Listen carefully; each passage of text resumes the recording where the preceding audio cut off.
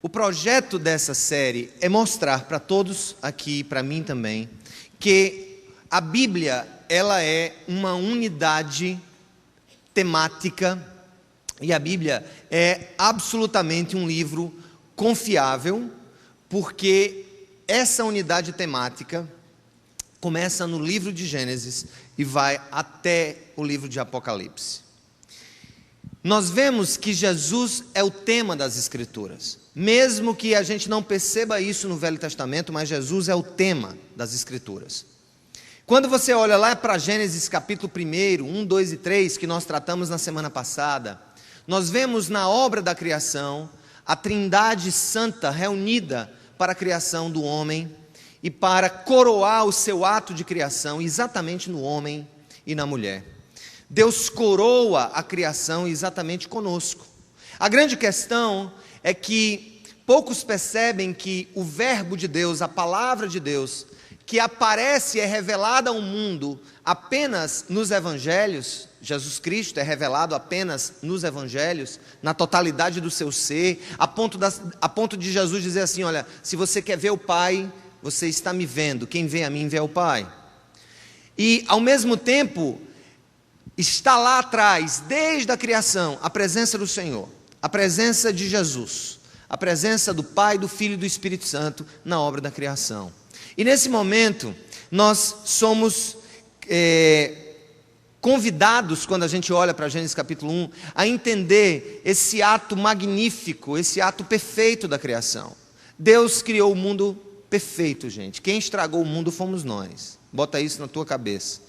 Deus não tem nada a ver com a miséria, Deus não tem nada a ver com a injustiça, Deus não tem nada a ver com as maldades que acontecem no mundo. Nós, os seres humanos, somos responsáveis por isso. É tanto que logo depois do ato da criação, Deus dá a seguinte lição para os primeiros humanos, para Adão e Eva, e ele disse assim, talvez você vai estranhar o exemplo que eu vou usar, mas disse assim, meus filhos, vocês têm todas as nações da terra, vocês têm todas as praias do litoral, no Caribe, no Brasil, no Chile, vocês têm tudo. Agora é o seguinte, eu só não quero que vocês vão lá em uma faixazinha de 10 metros, no lugar mais gelado da Antártida. E os homens foram aonde? Nos 10 metros, no lugar mais gelado da Antártida. Isso é um pouco para expressar que o que acontece com a história do fruto proibido, não é o fruto em si ali a questão, é a desobediência a uma ordem de comando de Deus para o homem. Ou seja, eu sou o Criador, você é a criatura, eu sou o Senhor, você é o servo. Então, você deve fazer isso. Agora observe o amor de Deus expresso em tudo isso, mas o homem escolhe exatamente esse lado obscuro das opções da vida. Mas o que é que acontece? Ali em Gênesis 3,15, nós vemos uma solução de Deus para o problema do pecado da humanidade, não é isso? Na hora que nós vemos a criação e a queda e o pecado, Deus chega para o homem e para a mulher e diz assim, mulher,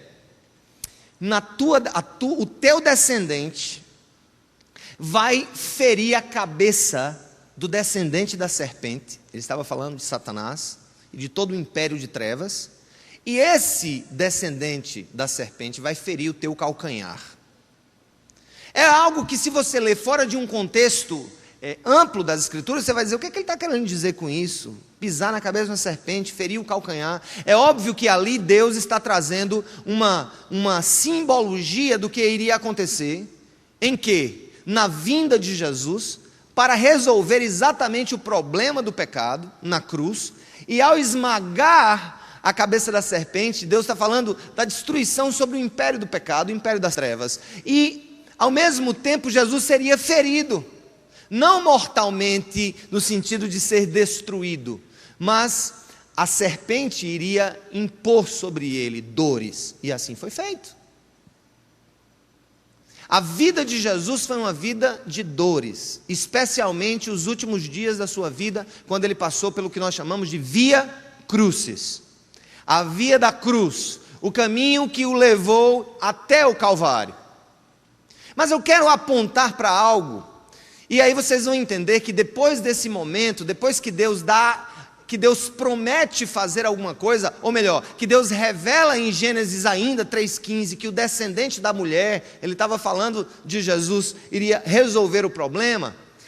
Muita coisa acontece até que isso viesse a acontecer. O Velho Testamento é um livro que retrata milênios passaram até que aquela promessa de Gênesis 3,15 se cumprisse. Mas promessa de Deus é promessa de Deus, ela acontece. Lá na frente nós vemos o evento diluviano, o dilúvio sobre a terra, que não é só relatado pela Bíblia, mas é relatado por muitas comunidades e muitas sociedades antigas no mundo todo, a história de uma grande enchente que dominou a terra. Naquele momento Deus disse que iria exterminar a vida humana com a água, e lá ele mantém uma família, a família de Noé.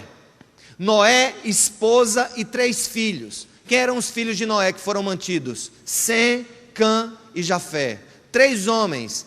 Eles e as esposas, e Noé e a esposa, foram então os que povoaram a terra a partir do dilúvio. E nós vemos em Sem a ideia do povo semita. A palavra semita, a quem nós atribuímos os persas antigos, os próprios iraquianos, iranianos, os israelitas, os árabes, todos eles têm uma raiz semita. As línguas semíticas, que têm origem semítica, o aramaico, o hebraico, a língua árabe e tantas outras línguas. Deus escolhe da descendência de Sem um dos seus descendentes para reforçar a promessa de resolver o problema da humanidade. Isso é muito interessante. Deus escolhe um descendente ali de Sem, lá na frente, um homem que já era idoso, que morava na terra de Padã Arã, na Babilônia, na antiga Babilônia, e ele diz a ele, Abraão era o nome dele, sai da tua terra, da tua parentela, e ele sai da Babilônia, que hoje é onde se localiza o Iraque. Ele sai de onde hoje seria o Iraque, naquela época não se falava em Iraque, era a Babilônia. Ele sai da Babilônia e ele vai até o que hoje nós conhecemos como Palestina, e ele vai só ele e a esposa, e ao chegar lá Deus disse, olha para essa terra vai ser sua. Deus estava falando do futuro Israel, que iria ser implantado ali, mas ele disse assim, olha, a tua descendência será tão grande, que será maior do que a areia do mar, tão numerosa quanto a areia do mar e as estrelas do céu. Ele não acreditou naquilo porque ele era idoso, sua mulher idosa, ela não poderia ter filho, era estéril, ela nunca tinha tido filho. A Bíblia diz que os costumes de mulher já tinham passado, ou seja, ela já tinha há muito ultrapassado a menopausa. Portanto, era algo impossível de acontecer, algo que refugia totalmente a lógica humana. E aí vem um ponto, que é o que estraga também o plano de Deus. Todas as vezes que eu quero dar uma mãozinha a Deus, e que eu quero tornar a vida de Deus mais fácil, tentando ajudá-lo de alguma maneira, para tornar plausível e possível algo que Deus quer fazer na minha vida, e que eu não acredito que possa acontecer, porque é muito difícil, daí eu dou uma mãozinha. Então o que é que acontece? Como Abraão e a esposa viram que ela não podia ter filho, Sara, a sua esposa, deu uma mãozinha para Abraão e disse, meu filho, a velhinha aqui não pode fazer mais nada, mas tem uma escrava aqui nova, o nome dela aqui é Agar, então você vai deitar com Agar, e aí você vai resolver o problema dessa promessa, porque se for depender de mim, nem Deus resolve esse problema. E assim foi feito. Abraão deita-se com a escrava e ela dá à luz a Ismael. Mas Ismael não era o filho que Deus iria dar a Abraão. Era um filho legítimo dele com a sua mulher. Não era Ismael, não era absolutamente Ismael de quem Deus estava falando. Era um filho que a idosa Sara iria dar a Abraão. E nisso, gente, lá na frente, depois de muito tempo, depois de muita confusão, inclusive com a escrava, porque depois que a escrava teve o filho, começou a se achar mais importante do que a mulher legítima. E aí foi confusão, foi pau e pedra. Aliás, essa história desse pau e pedra de Ismael com Isaac, que era o filho da promessa, até hoje acontece. Porque os árabes são descendentes de Ismael e os judeus são descendentes de Isaac. Até hoje é confusão entre muçulmanos e judeus. Isso é porque resolveram dar uma mãozinha a Deus. Então deixa eu dizer uma coisa a você, não dê uma mãozinha a Deus. Não tente tornar plausível as promessas de Deus na sua vida através de intervenções humanas, porque Deus é totalmente independente, poderoso e onipotente para realizar tudo aquilo que está no seu coração. Amém? Então, no devido tempo, Deus visita o casal e Sara dá a luz ao pequeno Isaac. Quando Isaac já estava moço, quando ele já estava entrando na adolescência, acontece algo que agora é o motivo da nossa mensagem. Gênesis capítulo 22. Passado algum tempo, Deus pôs Abraão à prova, dizendo-lhe: Abraão, ele respondeu: eis-me aqui. Então disse Deus: tome seu filho, seu único filho Isaac, a quem você ama, e vá para a região de Moriá. Sacrifique-o ali como holocausto, num dos montes que lhe indicarei. Na manhã seguinte, Abraão levantou-se e preparou o seu jumento. Levou consigo 2 de seus servos e Isaque, seu filho. Depois de cortar lenha para o holocausto, partiu em direção ao lugar que Deus lhe havia indicado. No 3º dia de viagem, Abraão olhou e viu o lugar ao longe. Disse ele aos seus servos: fique aqui com o jumento, enquanto eu e o rapaz vamos até lá. Depois de adorarmos, o que foi que ele disse? Não ouvi. Depois de adorarmos a Deus, volta. Mas como voltaremos? Se Deus pediu que ele sacrificasse o filho, o jumento ficou no pé da ladeira, ele sobe com o filho. Ele deveria ter dito assim: iremos adorar e depois eu voltarei. Estão entendendo a questão? E ele disse: voltaremos. Ele foi guiado exatamente por um conceito que a gente vai tratar daqui a pouco, de fé incondicional. Vamos lá, voltaremos. Abraão pegou a lenha para o holocausto e a colocou nos ombros do seu filho Isaque. E ele mesmo levou as brasas para o fogo e também a faca. E aí, caminhando os dois juntos, Isaque disse a seu pai, Abraão: meu pai. Sim, meu filho, respondeu Abraão. Isaque perguntou: as brasas e a lenha estão aqui, mas onde está o cordeiro para o holocausto? Respondeu Abraão: Deus mesmo há de prover o cordeiro para o holocausto, meu filho. E os dois continuaram a caminhar juntos. Quando chegaram ao lugar que Deus lhe havia indicado, Abraão construiu um altar e sobre ele arrumou a lenha. Amarrou seu filho Isaque e o colocou sobre o altar em cima da lenha. Estendeu a mão e pegou a faca para sacrificar seu filho. Mas o anjo do Senhor chamou do céu e disse: Abraão, Abraão. Eis-me aqui, respondeu ele. Não toque no rapaz. Disse o anjo: não lhe faça nada, agora sei que você teme a Deus, porque não me negou o seu filho, o seu único filho. Abraão ergueu os olhos e viu um carneiro preso pelos chifres no arbusto. Foi lá pegá-lo e o sacrificou como holocausto em lugar de seu filho. Abraão deu àquele lugar o nome de O Senhor Proverá. Por isso até hoje se diz: no monte do Senhor se proverá. Pela segunda vez o anjo do Senhor chamou do céu a Abraão e disse: juro por mim mesmo, declara o Senhor, que por ter feito o que fez, não me negando o seu filho, o seu único filho, esteja certo de que eu o abençoarei e farei seus descendentes tão numerosos como as estrelas do céu e como a areia das praias do mar. Sua descendência conquistará as cidades que lhes foram inimigas. Por meio dela, todos os povos da terra serão abençoados, porque você me obedeceu. Todos os povos da terra serão abençoados agora, Abraão, porque você me obedeceu.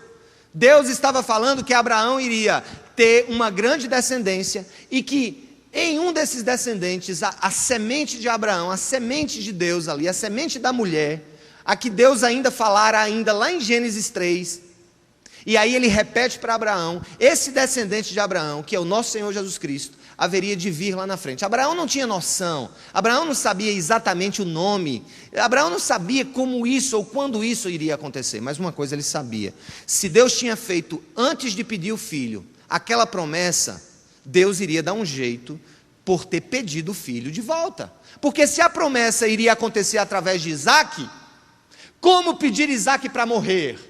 Isso é, em outras palavras, um tanto quanto incoerente aos nossos olhos. Essa aparente incoerência, essa aparente contradição, aqui, na realidade, era uma prova de Deus a Abraão, e eu fico pensando, gente, coisa boa é a obediência. Ou coisa boa é pagar o preço por fazer a vontade de Deus. Ou coisa boa é não desistir no meio do caminho.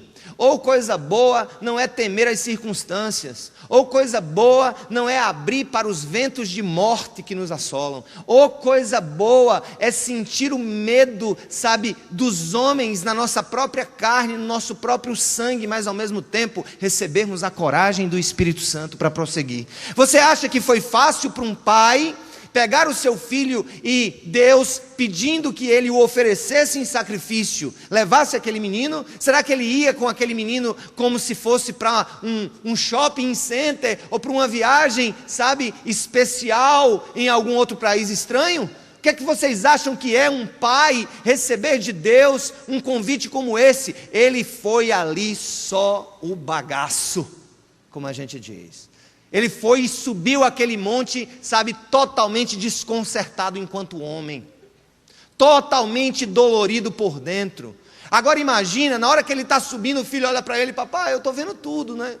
Tem a lenha, tem fogo, tem faca, mas cadê o cordeirinho? Imagina o seu filho perguntar assim para você: pai, e aí? Está tudo certo aqui, só está faltando o churrasco aqui, né? A carne do churrasco, só está faltando o cordeiro para a gente matar. E o pai sem poder olhar para ele e dizer assim: é você que tem que ir. Mas ele não disse. Abraão simplesmente disse assim: olha, Deus proverá o cordeiro. Em outras palavras, nós vemos aqui nesse momento que Deus, quando nos manda fazer alguma coisa e quando quer que a gente o obedeça em alguma coisa, é Ele mesmo quem nos dará todas as condições para cumprir os seus requerimentos. Amém, igreja? Então deixa eu dizer, se Deus nos pede para fazer alguma coisa, é Ele mesmo quem nos dará todas as coisas necessárias para cumprir os seus requerimentos. E aí Abraão vai e sobe com o filho, e vai com o filho e leva o filho até aquele momento. Mas eu quero, gente, que vocês entendam o drama desse momento, mas nós estamos estudando sobre Jesus no Velho Testamento. Vá agora em Gênesis capítulo 22 e leia o versículo 2 apenas. Vamos lá, juntos, o que é que diz o versículo 2? Nós vamos cortar o versículo 2 em alguns pontos, e aí vocês vão começar a escrever os paralelos bíblicos desse momento. Gênesis 22, 2. Então disse Deus, foi que Deus disse: tome o seu filho, o que mais? Seu único filho, Isaque, a quem você ama, e vá para a região de Moriá, sacrifique-o ali como holocausto. Gente, primeiro paralelo, nós vemos que Isaque aqui simboliza Jesus. Isaque aqui simboliza Jesus. Isaque aqui simboliza aquele filho que é entregue. Abraão expressa um pouco aqui da figura do próprio Deus ao dar o seu filho, ao entregar o seu filho. E as palavras que Deus usa, as palavras que Deus utiliza nesse momento, nós vemos o seguinte, que a primeira coisa que Deus diz é: leve seu filho àquele lugar, conduza o seu filho àquele lugar. Está em Gênesis 22, 2. E nós vimos no Novo Testamento, se você abrir agora dá um pulo no Novo Testamento, que é exatamente o símbolo que aqui foi expresso, tomando uma total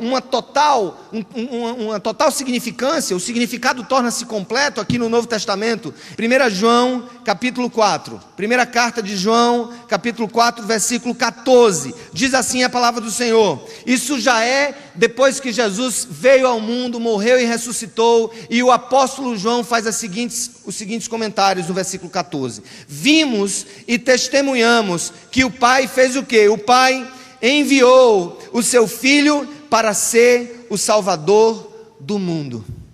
O fato de Abraão levar o seu filho àquele lugar é um protótipo, é aqui uma simbologia de Deus conduzindo o seu filho ao mundo.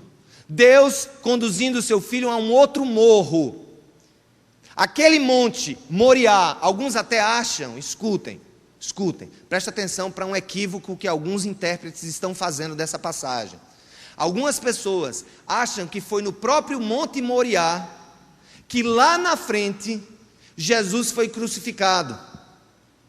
Algumas pessoas dizem que o Gólgota, ou o Monte da Caveira, onde Jesus foi crucificado, seria o mesmo lugar em que Deus pediu para Abraão levar o seu filho, mas não pode ser. Eu vou explicar a vocês por quê. Porque Moriá, na realidade, em uma pesquisa mais detida, o lugar onde Abraão está fazendo o sacrifício do filho, veio a ser posteriormente o quê? O próprio templo de Salomão, o lugar do templo, e não o lugar da crucificação. Aí você diz, e por que não poderia ser o lugar da crucificação? Eu vou explicar. Porque Jesus não poderia absolutamente morrer dentro da cidade, porque Jesus estava sendo carregado ali como maldito, e todo maldito tinha que morrer fora dos muros de Jerusalém.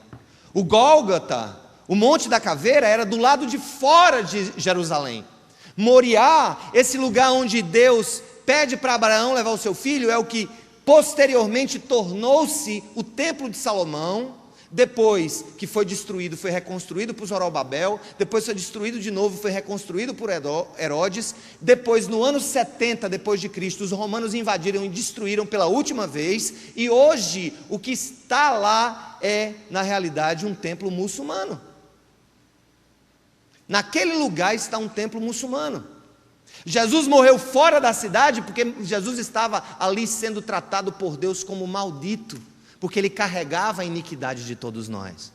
Mas o primeiro paralelo é o seguinte, repita comigo. Primeiro paralelo: da maneira que Deus pediu a Abraão para levar o seu filho para um monte, Deus conduziu o seu filho ao monte da morte, ao monte da caveira.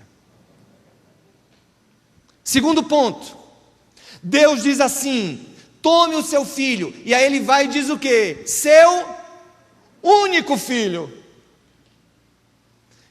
Isaac aqui está representando simbolicamente a Jesus. Ali é uma cena que anteciparia o sacrifício do próprio Jesus. E olha o que é que ele diz: tome seu filho, seu único filho. O que é que diz João 3,16? É o segundo paralelo. O primeiro é o paralelo do entregar, o segundo é o paralelo de ser o único filho. João 3,16 diz o que, gente? Porque Deus amou o mundo de tal maneira que deu o que? O seu Filho unigênito, para que todo aquele que nele crê não pereça, mas tenha a vida eterna. Deus disse a Abraão: pegue o seu único filho e leve para lá. O pequeno Isaac ali era uma representação de Jesus, o Filho de Deus que viria e definitivamente resolveria o problema do pecado da humanidade. Naquele momento, Abraão, ele é mais uma vez lembrado de outro valor que ele carregava no coração. É mesmo o filho que eu amo, o filho que eu tanto esperei, o filho que o Senhor me deu na velhice da minha esposa e na minha velhice, o nosso filho legítimo, o nosso único filho legítimo. Aí perguntam: mas e Ismael? Não já era filho? Era. Mas quando Deus está falando ali, o seu único filho é o seu filho legítimo, ali no seu casamento com Sara, o que eu prometi para vocês. Gente, eu vou dizer uma coisa com todo respeito: não queira os Ismaéis da vida, se Deus tem para você os Isaques. Entenderam o que eu quis dizer? Não deseje os Ismaéis, se Deus tem para você os Isaques. Isso é muito importante. Tem muito jovem, tem muito adolescente que quer acelerar o passo das coisas de Deus e tem tropeçado e escolhido os Ismaéis da vida, aquelas coisas que eles dão uma força. Jovens, saibam esperar, esperem por seu Isaque, esperem por suas promessas, esperem pelo que Deus tem preparado para vós. Não desistam de desejar o que Deus tem para vocês.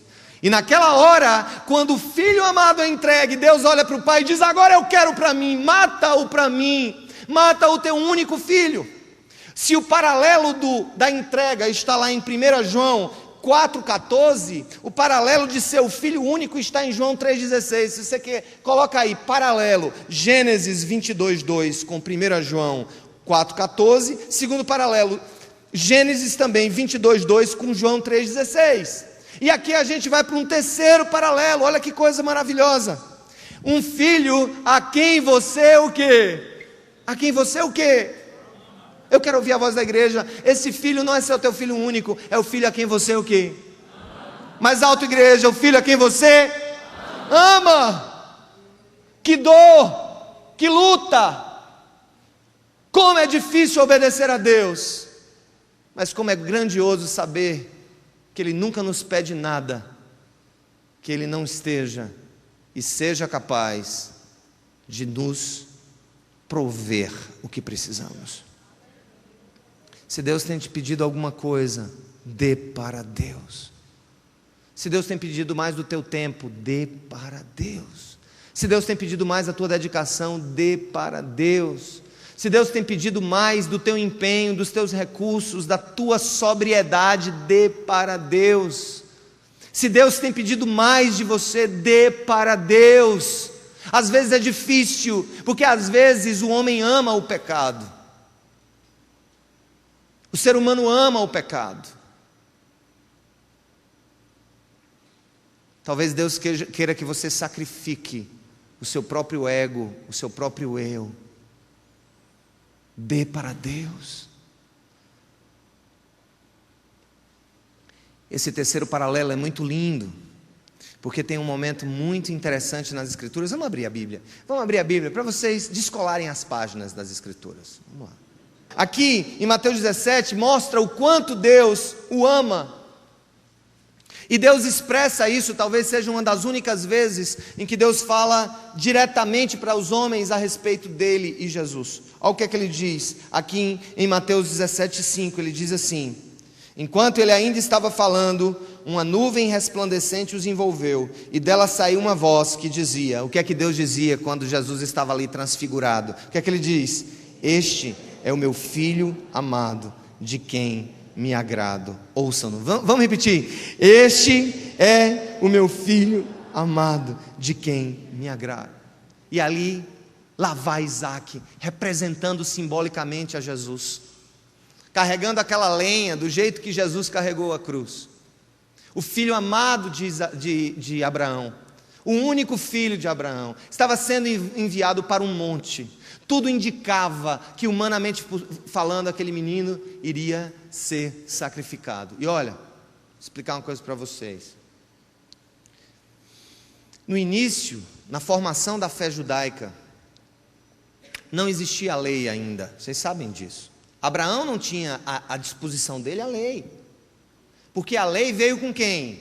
Com Moisés, muitas centenas de anos depois. Mas Abraão tinha o quê?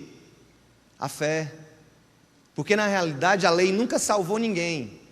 Ou o judeu do Velho Testamento foi salvo pela fé naquele que viria, ou não foi salvo pela lei. Mas Abraão nem a lei tinha, e Abraão estava ali cumprindo. Não existia um código escrito, é isso que eu estou querendo dizer. Mas, para onde Abraão se mudou, ali no que hoje é a Palestina, os palestinos eram cercados pelos povos cananeus. Vocês sabem disso. Os cananeus tinham práticas de matar pessoas, de oferecer pessoas em sacrifício.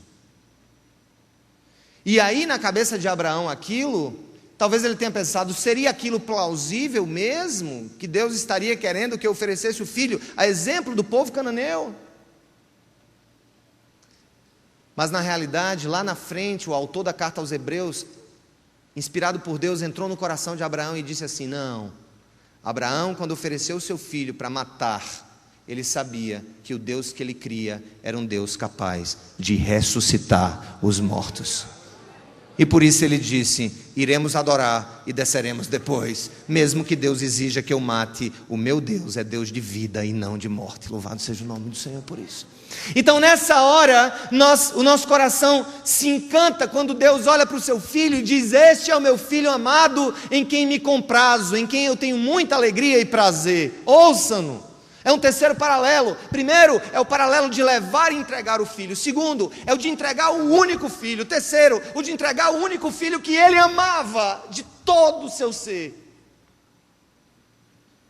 Isaac não sabia e Abraão não sabia, mas eles estavam prefigurando, representando, simbolizando, antecipando simbolicamente o que haveria de acontecer em Jesus. o que haveria de acontecer de uma vez por todas na pessoa de Jesus Cristo. E aí o filho pergunta em Gênesis 22:7, leiam comigo, na hora que o menino faz uma pergunta, ele lança essa pergunta, é como se dissesse, diante de tudo isso que nós vamos fazer agora, desse sacrifício, porque gente, deixa eu dizer, para. Bota o dedo em Gênesis 22:7, mas eu sei uma coisa para vocês. A ideia de sacrificar animais no Velho Testamento, nos povos antigos, está ligado a um conceito do perdão através do derramamento de sangue. O jovem Isaac sabia muito bem que se Deus queria que ele sacrificasse um cordeiro para Deus, que o pai dele sacrificasse um cordeiro, tinha pecado envolvido no negócio. Tinha alguma coisa que Deus queria espiar na vida daquele carneirinho, do cordeirinho que Isaac achava que ia aparecer. E ele pergunta: pai, e o cordeiro? Onde está? É interessante, gente, que tem uma cena muito bonita no livro de Apocalipse. E eu quero alertá-los para uma coisa muito linda das Escrituras. Eu queria que você pegasse isso como tema central de hoje. Quando Deus cria o homem em Gênesis capítulo 1, o homem peca em Gênesis capítulo 3, e Deus dá a solução para o problema do pecado em Gênesis 3,15, iniciozinho da Bíblia, dizendo que o descendente da mulher pisaria na cabeça da serpente. Poucas pessoas não percebem uma coisa que eu vou dizer para vocês.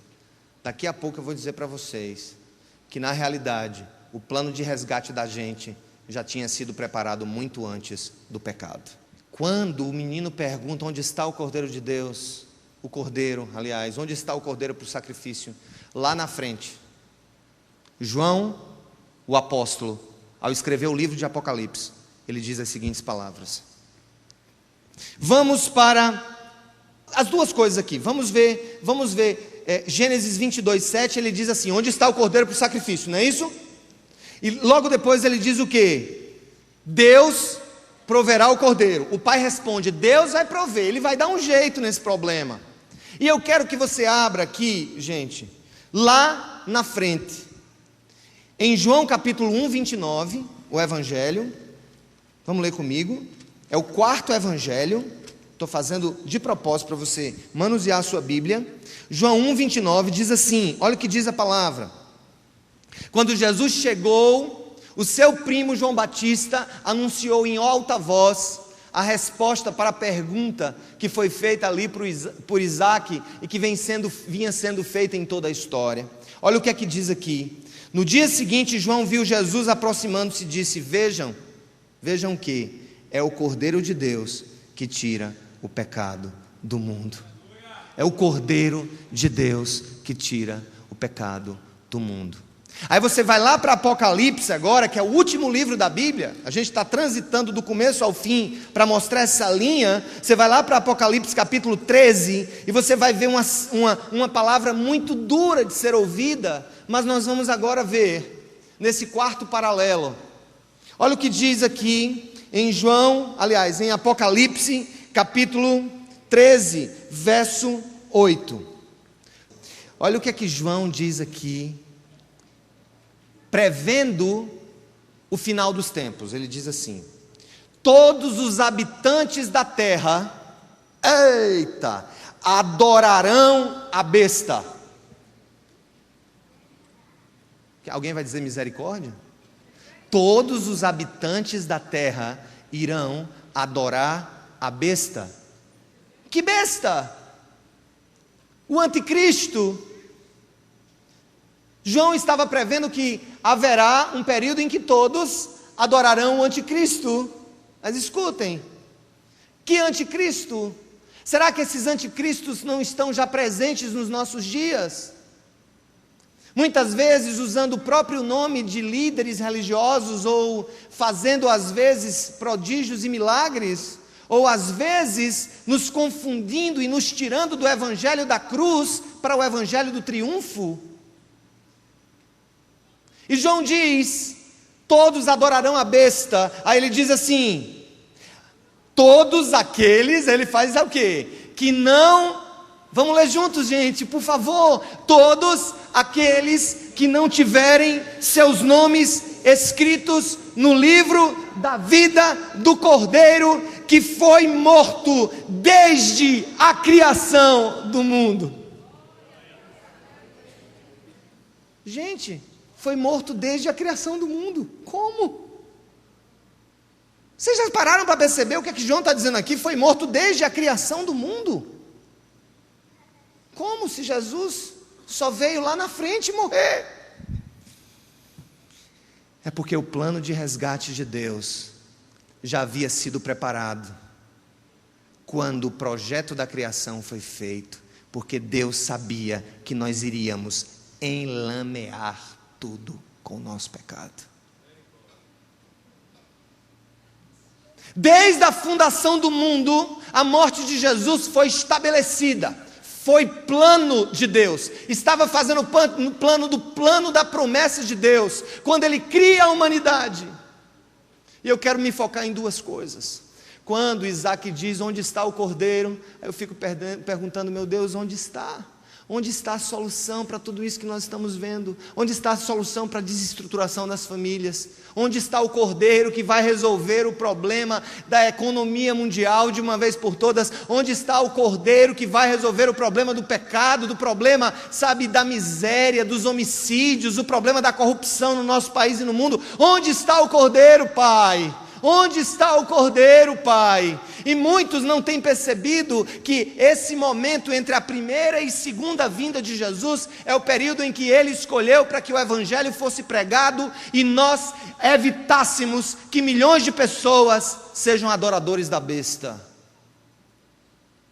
A primeira e a segunda vinda de Jesus é o tempo que Deus nos deu para pregar este Evangelho. E é por isso que nós temos que pregá-lo com toda coragem, sem medo, com toda a simplicidade possível, porque, gente, é esse Evangelho que abre os nossos olhos. Onde está o Cordeiro que vai resolver o problema das lágrimas do mundo? E aí as palavras de João aquietam o nosso coração. Eis o Cordeiro de Deus que tira o pecado do mundo. E aí lá na frente o outro João diz, o Cordeiro que foi morto antes da fundação do mundo. Aí eu fiquei pensando, eu sentei do outro lado, eu vou sentar aqui. Pode me filmar aqui? Vocês vão me ver pela tela, mas eu sentei de manhã porque eu quero fazer uma conversa de compadre aqui com vocês. Eu não sei se você já conheceu alguém, ou você mesmo é essa pessoa, que talvez tenha pensado assim, ah, meu Deus, esse filho que o Senhor me deu, quanto trabalho, quanta luta, quanto sofrimento, era melhor o Senhor não ter me dado. Talvez eu tivesse sofrido menos. Ou talvez alguma mulher aqui tenha chegado a dizer assim, meu Deus, se eu soubesse desde o princípio que esse meu casamento ia ser assim, com tanto sofrimento, tanta renúncia, tanta dor, tanta dúvida, tanto medo. Eu vou agora mais longe e falar com os que têm uma visão mais matemática da vida. Eu não sei se você conhece alguém no meio da sua vida que chegou e foi comprar um prédio, um apartamento, uma casa, o que quer que seja, um apartamento, e ele soube desde o princípio que aquele prédio que ele estava pagando ia cair.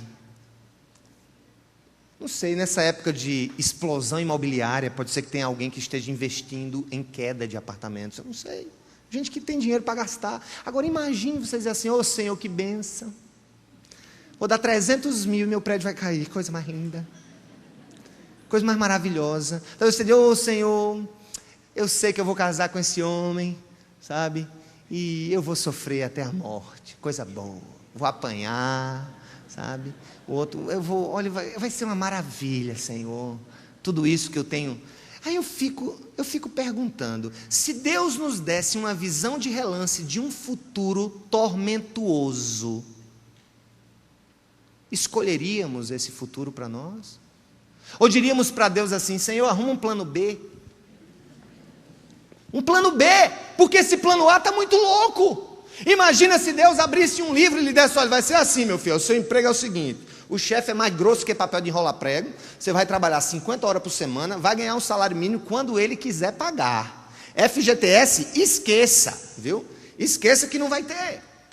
Ou ele dizia assim, olha, é o seguinte, vai ter um filho, eu vou lhe dar um filho, estou pensando em lhe dar um filho aqui. Agora é o seguinte, o menino vai dar trabalho até umas horas.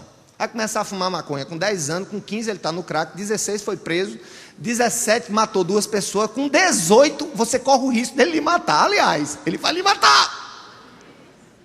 O cordeiro que foi morto antes da fundação do mundo.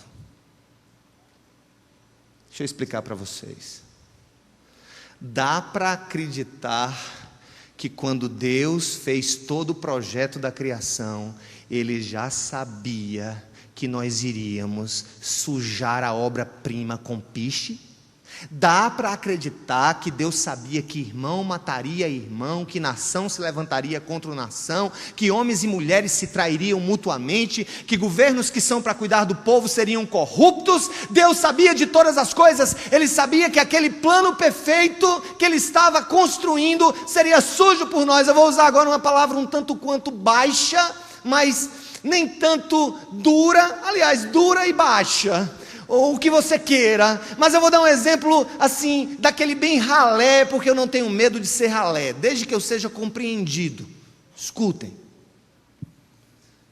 é como se Deus soubesse que um jardim de bênçãos que Ele planejou, iria se transformar numa fossa, cheia de fezes, e que quem iria limpar essas fezes, essa caca que você fez, os desarranjos das suas feijoadas pecaminosas. Gostaram? Seria o próprio filho dele.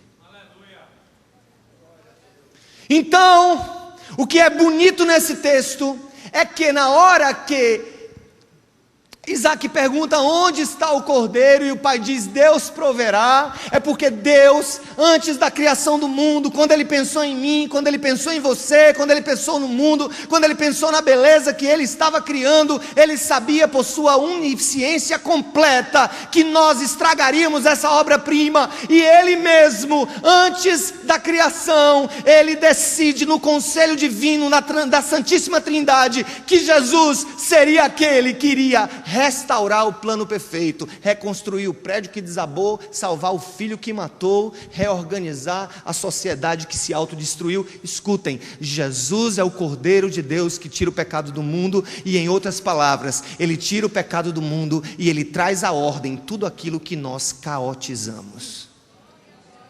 Deixa eu dizer uma coisa para você, Jesus é aquele que traz para a sua vida a ordem que você caotizou, em todas as áreas. E nós vamos ver o último paralelo dessa noite, encontrando Jesus no Velho Testamento. Gênesis 22, 11. Na hora que Abraão levou o filho para sacrificar, quando ele se preparou, que ele pegou a faca para sacrificar o filho, ele ouve uma voz do céu. E que voz foi essa? Um anjo do Senhor disse o quê? Abraão, Abraão, não toque no rapaz. Repita comigo. Abraão, Abraão, não toque no rapaz. Mais uma vez. Abraão, não toque no rapaz. Agora eu quero que você diga com força e fôlego. Abraão, Abraão, não toque no rapaz. Centenas de anos depois, é chegada a hora do cumprimento, lá de Gênesis 3,15, e da promessa que Deus deu a Abraão, do seu descendente abençoar todas as nações da terra.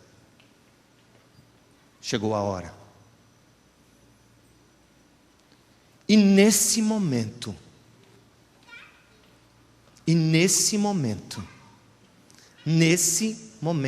exato, depois que Jesus suor e sangue, que Ele chora lágrimas com sangue,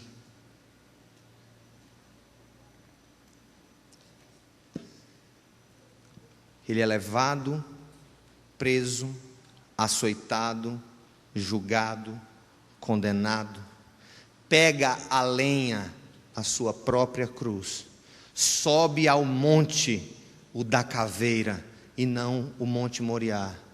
É pregado na cruz, e na hora que Jesus está no seu maior sufoco de dor,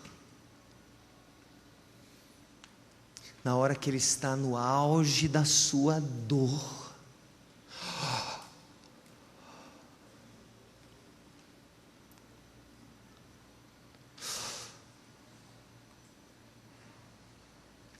ele grita com as suas últimas forças: Eli! Eli! Lama sabachthani!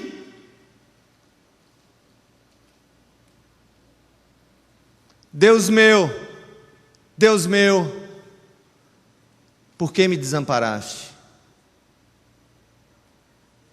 Mas naquela hora,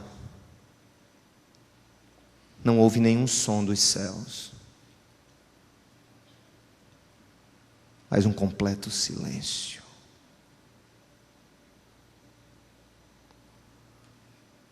O anjo que impediu Abraão de sacrificar o seu filho, não impediu que nós matássemos o Filho de Deus. O som do impedimento transmutou-se no silêncio de Deus, porque naquele momento Ele tinha feito Jesus maldito, para que benditos fôssemos.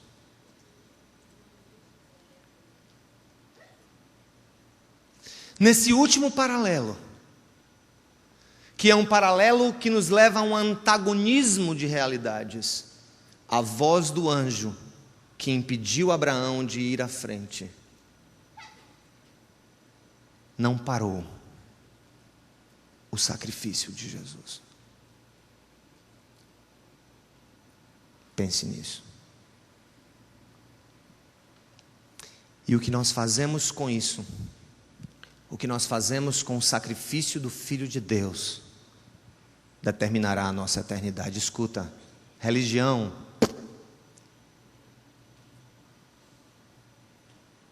frequência a igrejas